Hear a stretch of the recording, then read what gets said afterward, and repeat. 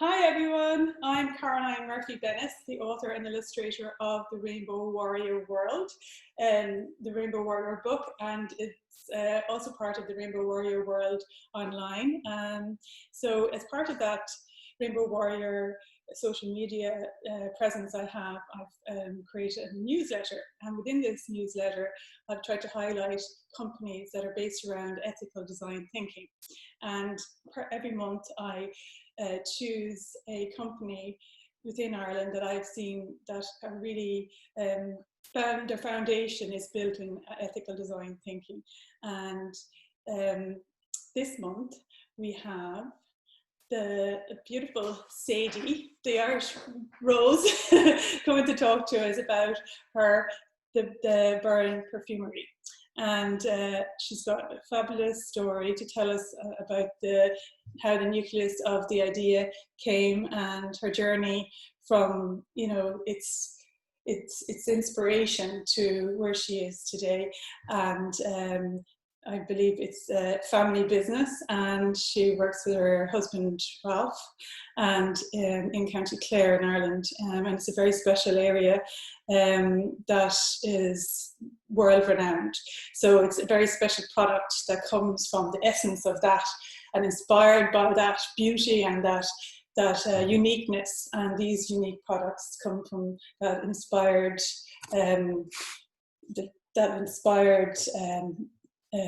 uniqueness of the Irish landscape, we say. So Sadie, I'd love you to talk to us, say hello, and talk to us about how you kind of came to Ireland. I know you're from London, and how were you drawn to Ireland, and how did your life begin in Ireland, in the Burren, and how did the products kind of evolve from that, and the business kind of evolve from that? Okay, thank you for having me on. It's a pleasure.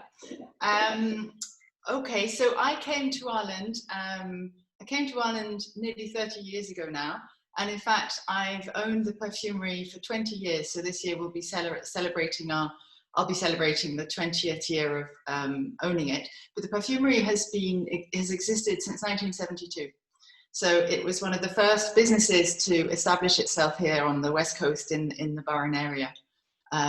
So it's the oldest perfumery perfume house in Ireland, and we've been making perfumes on site ever since. So what brought me to Ireland was an invitation from a friend who invited me over to visit the Burren, where he was staying, and I arrived in May, and I just remember a strong feeling of connection, and like I'd been here before, and I was from London, and I was enjoying my life in London, and I was just about to buy a flat. And a few months later, I made the decision to buy a cottage down the road, buy a house down the road from the perfumery. And then I met my husband, Ralph, and I had my first daughter. And then the person who was running the perfumery asked me if I would work for him. So that was in, I think, 1998.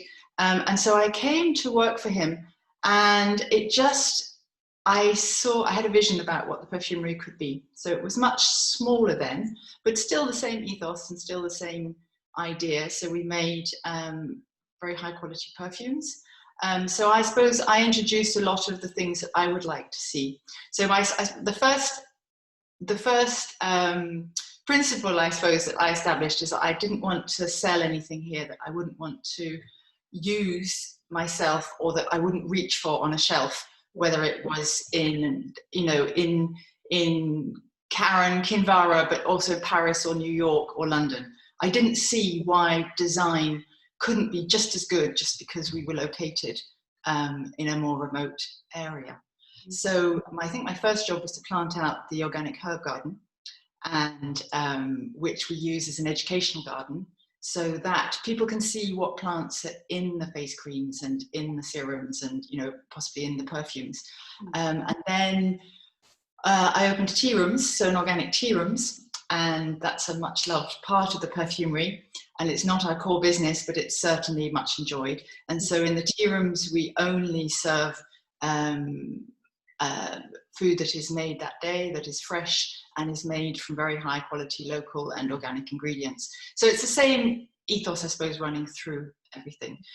And then I suppose my next task was I was trying to find some face creams that I would like to use on my skin. And I mean, I've heard this story from other interviewees, people that you've interviewed. So I was looking in the back of the face creams that I could find. And I was like, really? Does it need all that stuff in it? Like, what is that? Could be better. Yeah. So I'm a great believer in actually knowing what's in things, whether I'm eating it or putting it on my skin, or So I started making face creams, and at the time the only ones that were organic and natural were Neal's Yard, which were coming in from the UK. And so on a very small scale, we started making face creams, and that really evolved. There was a huge demand for it. Although 20 years ago or 18 years ago, when the face cream started, I think the word organic wasn't really current, and people didn't really understand what we were doing. Whereas now, obviously, it's fantastic. There's so many companies in Ireland that have come, sprung up doing natural and organic products, and it's a well-known niche. So we went from, I suppose, when I took over the company in 2001, it probably had 4 perfumes and soaps and a few other things. It might have had 20 products, and we now carry a range of 120 products. And I think the point of difference really is that we still make everything here on site. So before COVID, we had 36 staff. We have a few fewer at the moment, but that will come back. And a lot of those are manufacturing staff. We have a full-time cosmetic chemist. And everything is made in small batches, so that the perfumes, which are happening actually behind me, and the creams are made in batches of sort of 60 face creams at a time. So we only make on demand. So everything is fresh, like food. Creams are made when they're needed, and we don't have to stock or store everything. And I think that's a huge part, and huge part of the quality as well, and also being able to control exactly what ingredients go in. So when we get a batch of organic, avocado oil, we can see how green it is, what the smell is. And we have had issues with this, obviously, with natural products, is that we've had times when the avocado oil has come in, and Rose, our cosmetic chemist, has come to me and said, Sadie, I think there's a problem. And she's given me a face cream to smell, and it's green and it's wonderful, but it's not necessarily what you want to put on your face. So, all those adventures on the way. And I suppose trying to keep a product consistent as well is difficult when it is natural, because when we're bringing it, it's going to be, try to be kept consistent as well, but it's always got that little room for maneuver, Yeah. It is. It's very difficult. Yeah. It's very difficult to keep the product consistent. Yeah. And that is experience, and also constant, it's having good suppliers. And very high quality suppliers and good suppliers, but also just taking the time to make sure that your ingredients are, you can't, it's like food, you can't expect the end product to be the highest quality if each ingredient isn't. But we did, obviously along the way, as we got bigger and bigger and bigger, we looked at taking it off site, because we're like a working factory. But we also got, we get between 50 and 60,000 visitors here a year. So we're also a visitor centre, and I do a lot of perfume talks, and we do tours, and we try and do fun but educational things to show people exactly what goes into their products. So that's what I'm aiming for, is full transparency, and people can come and ask questions, and they're not pushed to try to buy things. They can just try them and take home samples or whatever. Educational resource as well, and inspiration for people as well. It's not just, it's showing people and telling people that story, that holistic story, of how, you can cultivate and harness something in nature, and then create something that's, organic, and that is healing for humans, in a much more beneficial way, so you're actually educating a generation, not just, making sure people know where it's coming from. But there is I think there's a massive importance in that and what you're doing, you know, because it is really, it's kind of coming from, you know, a core, you know, principled way of, you know, creating a business that's in line with your own principles, you know. And I think that to show that to a younger generation, especially the way things are at the moment, is so fundamentally important, you know. And that's why I'm doing these interviews, really to highlight and showcase, you know, the people behind these products as well. I think you have a great, important voice, and you need to be, you know, heralded as that, you know. And so congratulations on, you know, that side of the business as well. Because I have to say that, you know, it's funny that you mentioned that 20 years ago, because this is one of these synchronistic moments, because you wouldn't believe that it was 20 years ago that I went to visit the Burren Perfumery that Wow. yeah, you know. And actually this is a really magical moment for me, because I was so inspired by the experience there, you know. So it's kind of coming full circle a little bit in this moment, because I'm from Wexford, and you know, we're sandy beaches, and I grew up in the mountainside, but underneath the Blackstairs Mountains, and we always went to holiday in Kirklow. It was all sandy beaches and sand dunes, and everything's, you know, warm and beautiful. Then I went with my husband, he's from Limerick, and then he introduced me to the west of Ireland, which I knew nothing about, because when you're in Ireland, a lot of time you go to the sun, and we lived in Wexford, so we holidayed in Wexford, so we hadn't really seen much of Ireland. So he brought me in a Burren, I didn't know anything about it. And then we went on a day trip to this magical place called the Burren Perfumery. And you must have just started then, because it was 2001. And I just remember, like, it was kind of a magical experience. It's just being in the Burren. It was completely different. I had traveled a lot in my life, but I'd never been anywhere like that. It was so unusual. It was kind of the rustic with the beauty, you know, the beautiful kind of. Also, I suppose it's inspired my poetry and writing and everything as well. And we went on to buy a cottage in Clare. And yeah, we have a cottage outside Kilkee. And yeah, so and today my poetry book, my first poetry book, is launched internationally on the website. And my first poem has the cliffs in Kilkee, and it's about the Irish immigrants and coming back home to Ireland, and it talks about the Irish rose on the cottages. So it's kind of like, you know, it's amazing how, you know, the inspiration, you can be inspired by something. And I just from that experience of being in the perfumery and seeing, you know, the garden and the, you know, the educational side of it as well, and then producing the products, were just, I thought it was fabulous. And it stayed with me ever since. And I had never gone on. Recently, I kept saying, I want to, you know, I had 2 children, and I had a lot of life that happened since then. But I've always had it in my consciousness, you know, as a kind of a light, you know. And then, you know, to be able to speak to you now and hear that was actually when you just started, and you've been on such a journey since then, you know.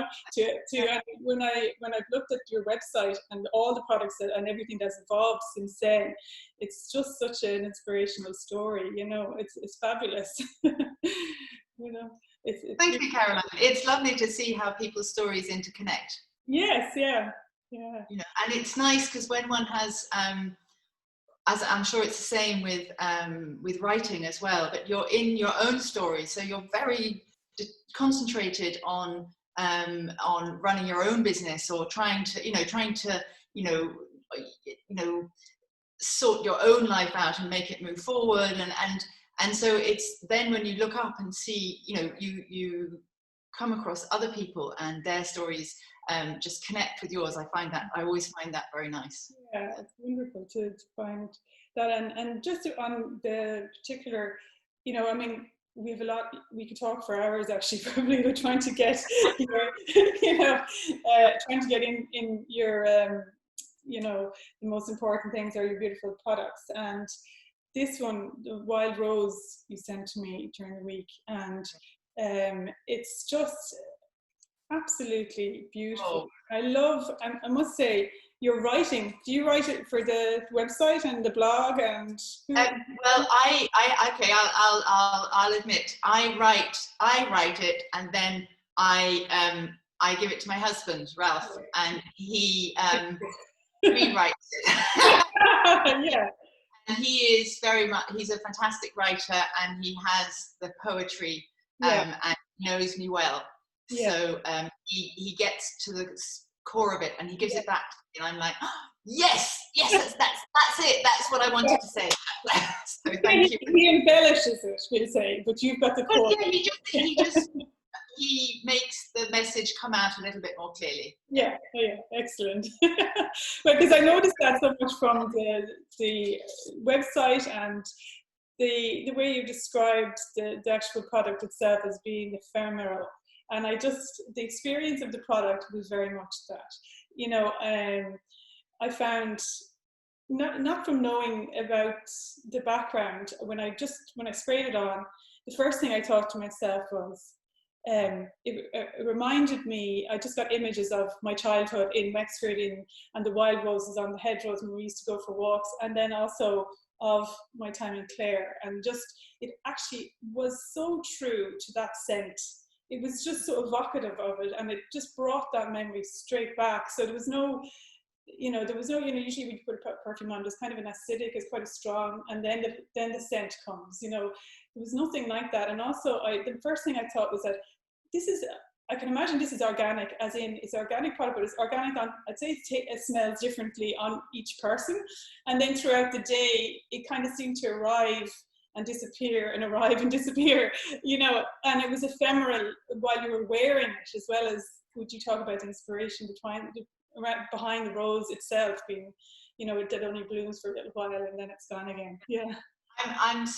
It gives me such genuine pleasure that you enjoy it and that you understand it. And I have to say, we only launched it, a few months ago, and we've had so many people taking the time to write emails to us saying it gives me joy in the morning. It's the perfume I've been looking for all my life but could never find. It's really heartwarming, because we, obviously we do run a business, but for me it's still more than that for me. Yeah. And this perfume is the culmination of 20 years of working with natural oils and perfume and learning about perfumery. And it's the perfume that I wear every day, and I sometimes put it on at night to go to bed because it's just comforting and it's just nice. I do that as well. I think I make it off. I said, I'll just put a little bit on. Sure, why not? It's a bit of self-care as well. Like we're talking about, I'm trying to encourage this for women, Irish women. We're very, very poor in self-care, and like we feel like we don't deserve to be looked after.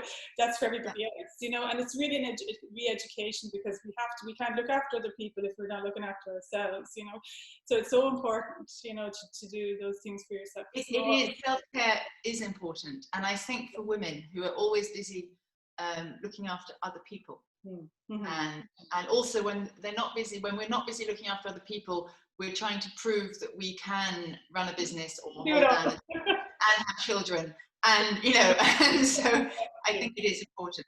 But what you're experiencing in the when you say, so it's all natural oils, 100% natural, and there's some, I know every single ingredient, and I used some of the most precious ingredients and most expensive ingredients that can be found, and they're all sustainably harvested from different parts of the world where I'm pretty sure that that's being done properly. So it took at least 3 years. Okay, so when when the top notes begin to die out, then you might have, like, the sandalwood will begin to come in, because they all evolve and at different time spans. And so that's the beauty of natural oils, is that they're kind of coming in, they have their own organic life. Organic, it's kind of organic on the skin, Yeah, it's like it's breathing in its own rhythm. And then gently at the end, what I find difficult sometimes with commercial perfumes, among other things, is that you're left with kind of the end bits on your skin at the end of it. And whereas what I love with the wild rose is that it just gently, there's no end in a sense, it just diminishes gradually, and then eventually, and it's very personal. So it's very, it's not an extrovert perfume in a sense, it's very introvert which I think is also good, probably good for this time. So, but I'm glad that you appreciate it. Yeah, and I felt as well, you know, I thought of anyone who was, like in the poem actually, it's called Torn, and it's about, you know, people who have left Ireland and, you know, have had to over generations, and then, you know, that feeling of just such the beauty of Ireland, and it never leaves people, you know, when you've gone, and then to have a product like this that would actually be, you know, just so evocative of those memories of, you know, like a childhood or, you know, your life in Ireland. It's just that connection again, you know, connection across the water, across the world, you know, the product being, and like I love the idea of getting closer, this intimacy with products. And I think, you know, the idea of now that we're in really challenging times and that, you know, things have really slowed down, and it just gives us a chance to reevaluate, you know, how we're spending time, what, you know, and how we connect with each other, with the environment, with, you know, the products that we use in our day-to-day, moment-to-moment life, and how close and, you know, how present are we with that, you know, kind of a mindful living aspect, you know. And I think, you know, there is a value in kind of really kind of, you know, thinking a bit deeper about what we're buying, what we're putting on our skin, like what we're putting into our bodies, and there's an aliveness to that. Well, like with food, you know, food that is living and alive, you know, it makes us feel living and alive. So there's kind of that whole holistic aspect of how do we bring that in more and more and deepen our connection with life itself, you know. So they're just stunning. And you've got a lot of other products. I mean, you sent me this facial toner. Yeah, I just particularly like it. I thought it's just a nice, it's just a particularly lovely, easy, fresh product. Yeah, it's gorgeous as well. It's really fresh and light and beautiful in the evening. And you've got another range of beautiful day creams, which I love the way you've categorized them in these Atlantic coast. You know, there are all these on your literature and on your website. It's just beautifully kind of categorized into the different scents. It's such a wide range of products. And then, as you talked about, the eau de toilettes, you've got many of those, and you're creating candles and balms, and, you know, you've got a huge variety. Right. But we don't. I mean, we've had a lot of, you know, many of the products we've had for, you know, many years. So we don't feel the need. I don't feel the need to bring things out for the sake of a new thing. And I think what you were saying is completely correct. I think now is the time to buy less but buy better. Yes. So and absolutely. So pay more attention to what you're buying, and, you know, and want to, you know, be more careful about what you're buying, and then maybe buy fewer things. And I think, especially in the beauty market, I think that is how I feel more comfortable as well. And so we don't tend to bring things out very often. I would only bring something out if I feel it's adding to people's lives, or and again, so many of our products, our balms, our herbal balms and things, are really successful, and I haven't changed those for 15 years because there's no need. Yes. You've really just built them up gradually over time, and they've been added in over the last 20 years. Is that correct? You know, you started with the perfumes, and then what did you move into next after the eau de toilettes? So the perfumes are obviously our core product. That's where my core expertise is, if you like. And the organic face creams, so they're all certified organic by the Soil Association, and serums. And then we have the organic body lotions, and Castile soaps are a nice thing that we do, which is, so the hard soaps we've done forever, which are lovely, and they're all palm oil free, and they're all made here on site, and they're all hand wrapped, and they're always nice, and they're coming back into fashion really now, which is nice. But Castile soaps are lovely. They're made with oils, and they're very, very gentle, and they're scented with essential oils. So yeah, but big range, as well as the teas and the candles. So I would only really bring something new in when I felt that there was a need for it. Yeah. But otherwise, we continue manufacturing the products that we know and love, and that seems to be fine. Yeah, excellent. When you've wide range, and I have to say, I absolutely love your packaging.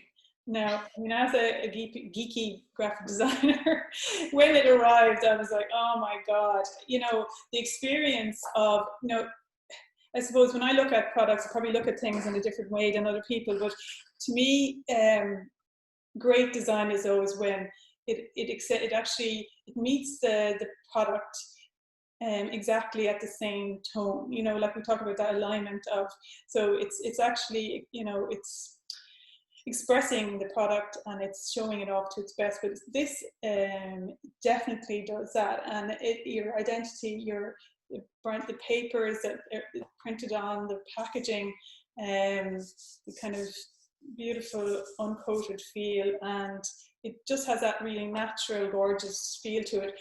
Your website, the photography and the writing is just all so gorgeous. So I was just a joy to even look through it, especially when we're in lockdown and you can just look through the photographs of the burn and even the beautiful blog. And you can really get a sense of yourself. You're really present there, and you're really, you can see your inspiration, and you can see, when you talk about the tones and the subtleties of the scents, but it's also, it's really brought through in the subtlety of your design and the colors and the tones, and it's just that story is really, in line with your product. And to me, it's excellent, and I know you have a design company in Vienna that was involved in that. We do. When we decided that we needed to organize the range, I suppose, because it had grown organically. Yes. So we felt that for people to understand it, we needed to kind of have some sort of some sort of thread running through it. Yeah, and so that's what I try to. It's kind of telling a story as a designer, really, because you have to narrate it, but you also have to organize it. Yeah.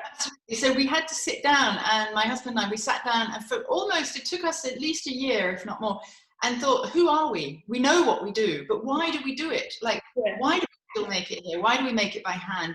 Like, it would have been much easier to send it off to be made somewhere else. What are our values? What are and I think what we came from all that thought is, what is integrity, really, is a sense of self, a sense of integrity, and that connection to the landscape, to the Burren, which is, and we wouldn't be who we are now if we were in a housing estate in the outskirts of Dublin or something like that. And so that's really what runs through everything. But it's interesting, it's hard to find exactly what is the core of one's identity. So we were walking the walk, but we just had to find out what exactly we were doing. Isn't it? To try and like that, I suppose, again, the ethical design thinking this is what I'm trying to kind of inspire people, that it's not just, because I mean, I've been in design for decades, and I've worked in Scotland, and I've worked for huge blue chip companies, and a lot of it's manufactured identity, it's so it's born out of the sales market that they want to hit, so like, but this is what I'm interested in. Okay, let's get it back to the core of the person first, who's and then what comes from that, so it's kind of deepening the design aspect of it as well, that to the I suppose the advantage of aligning a brand with a design, and to really tell that story in a true way. There's something there that I think people connect with. They see, they feel, they can understand authenticity. Authenticity, and that's my strong feeling. Is that I am not interested in a pretend story. I'm attracted to things that are real, and I have been for a long time. So every single decision that I make around the packaging, and we have a fantastic, I work with Doris in Vienna from Moodley, and she's fantastic. but I lead her, you know, like she, you know, so, you know, even like this is one of Ralph's photographs, which he took, you know, within a few hundred meters of the Burren. You know, every element is like all on the website, all the photographs of you know, that you see of people, those are all our staff. They're not models. The young girl is our daughter. We've tried to be authentic and to be real. It's not stuff. It's much more, takes much more effort in a sense, but I wouldn't do it any other way, right? Because for me, this is our life. My husband and I, we've been running this company for 20 years. It's a lifestyle thing. It's more than, you know, it's more than a job, really. And so this is the way we do it, because we wouldn't bother doing it otherwise. We wouldn't do it any other way. So it's nice that you notice. But I do think that's often what maybe our customers notice, because they come here and they see us and they meet us, and then they go away and they see our social media posts, or they see and they feel included, I think, in the lifestyle and in what's going on. We do try and be as authentic as we possibly can.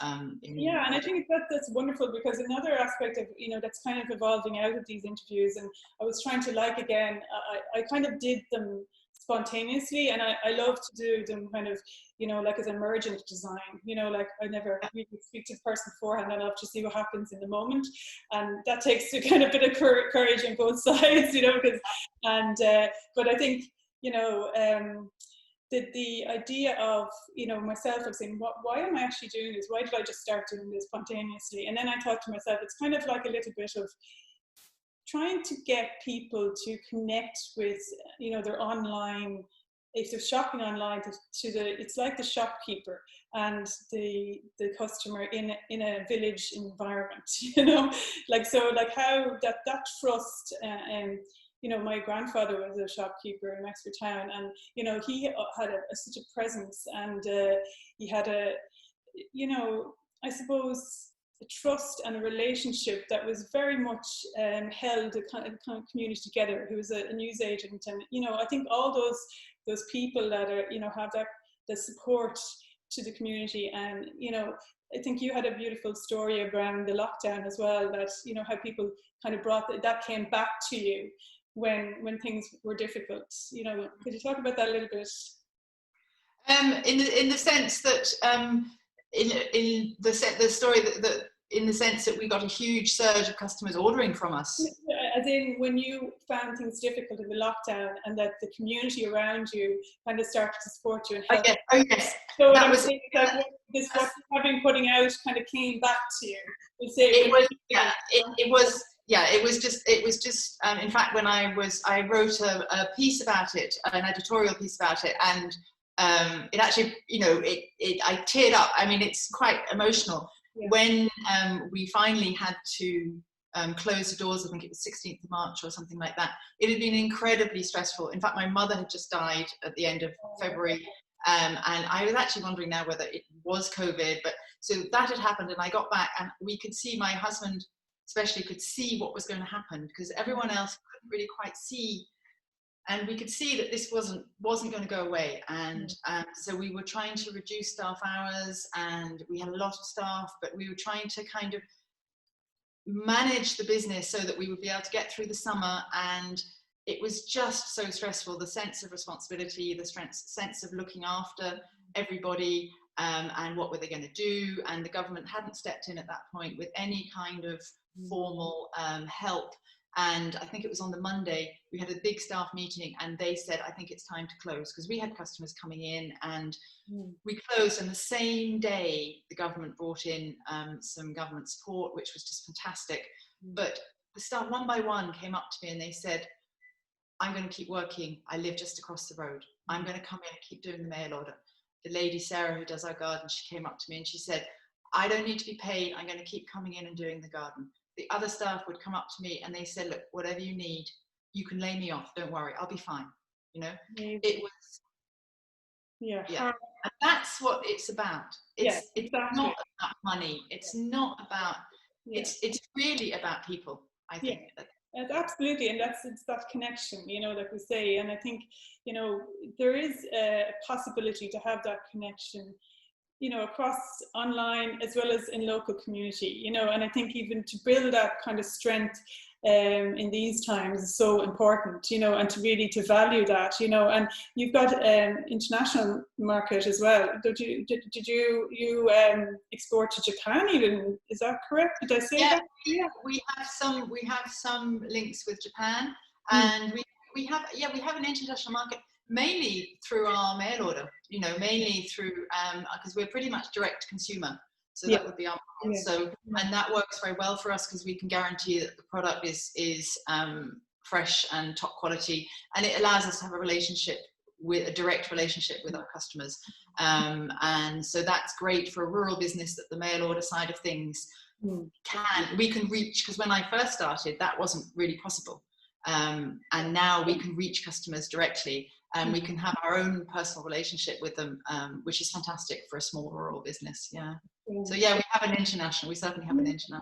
It's like an Irish flag, you know, put in different countries as well. You know, you're telling the story, the essence of Ireland as well. It's like a piece, you know, that's been sent out, and you know, it's beautiful in that regard as well. I think, you know, it gives people a flavour, and like maybe an interest and an inspiration, maybe to come and visit us, you know, and to see the perfumery, and you know, to be immersed in it, you know, and you know, that education around burn, and you know, around eco businesses and sustainability, and you know, you're kind of reinforcing that, and you know, that it's not just always about government, you know, it's about people and what each of us can say. We all have a voice, and how do we say that, and how do we express it to the best of our, you know, capability, and we all have different talents and gifts and interests, and that can be brought out, you know. And you know, I think that's important both nationally and internationally and locally, you know. It's important in the sense of enriching, you know. I mean, I think small medium businesses, especially for a country like Ireland, is so important, and they enrich people's lives, and they give them interesting jobs. And I hope that going forward, the government can support small businesses, you know, a little bit more than, you know, rather than, you know, all the way, you know, trying to get behind the bigger, you know, flashier, you know, bigger businesses, because it's, you know, it's good to be a small business, you know, it's you contribute to the community. I mean, what we try and we hope that is that the people who work here have interesting jobs. You know, if someone says to me, oh, I'd really like to learn how to make soap, or I'd really like to, you know, whatever, we try and encourage that. And it's a commitment on both sides. So it's not like, well, you work with us this year, but you don't work next year. It's a journey together, that we're growing something together. I mean, we couldn't do it without the local staff, and, you know, and hopefully, you know, the job supports them in their lifestyle. You know, it's a changing thing at the moment, where people have lives and they have jobs, you know, so maybe their job isn't everything, but it's a social and a enriching part of their life, you know. Exactly, yeah. And that's funny you say, because that's part of the book. It's the, you know, the protect and enrich our planet, trying to you know, inspire the younger generation to get that into their heads, you know. And it's lovely to showcase companies like yourself that are just on point about that, you know. And I think you wouldn't believe that we're coming close to the end of our conversation. We could go forever, you know. Forever, yeah. Exactly. But we'll talk again, and maybe we'll have, I don't know, we'll see what will emerge from this. But you know, it's really fantastic to have spoken to you, and I hope that you'll continue to, you know, support the community, and you know, your fabulous products. And you know, I know it's challenging, very challenging at the moment. I don't guess you're open at the moment, are you? You're still. No, we're lucky because we basically made the decision just to spend this time manufacturing. So we have, I mean, I think today there's, you know, the staff are they're all in their separate work rooms, and they're busy manufacturing to build up stock for hopefully when we do open. Yeah. And I think my new product that I'm actually going to get is the teas. I love herbal tea, so I'm going to be on later on looking for one of your teas. So I wish you very huge success, and continue things that will stay, you know, strong during these difficult times, and continue to be able to inspire. And I'm definitely, when we're allowed to move around again, I'll come down to meet you in person, Sadie. Do, Karen, come down and see us, and I can show you around. Okay. And congratulations on your book. Okay, and they're very beautiful, and on your work. Yeah. Well, actually, the book itself, I'll just talk about that a little bit. It's funny that we talked, you know, things emerge again, and it was poetry that I had written while I was inspired in the cottage, the time in the cottage, and then I had them sitting there, and I thought I should try and you know, put them together into a book. And then I thought I had stock photography, and I said, why stock photography? You know, what about Ireland? You know, and I tried to match.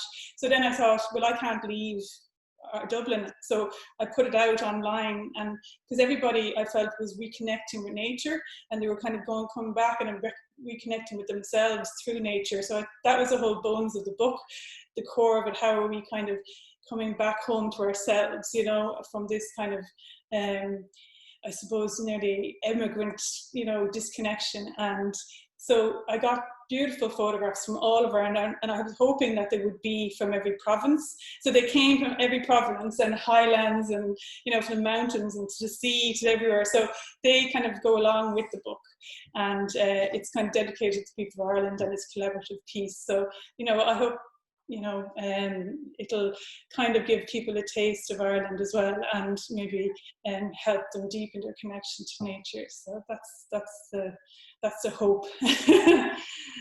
So Sadie, thanks so much for taking time out. I really appreciate it, and I look forward to meeting you in person soon. So do I, Caroline. Thanks a lot, and all the best to everybody there. Bye. Thank you. Bye.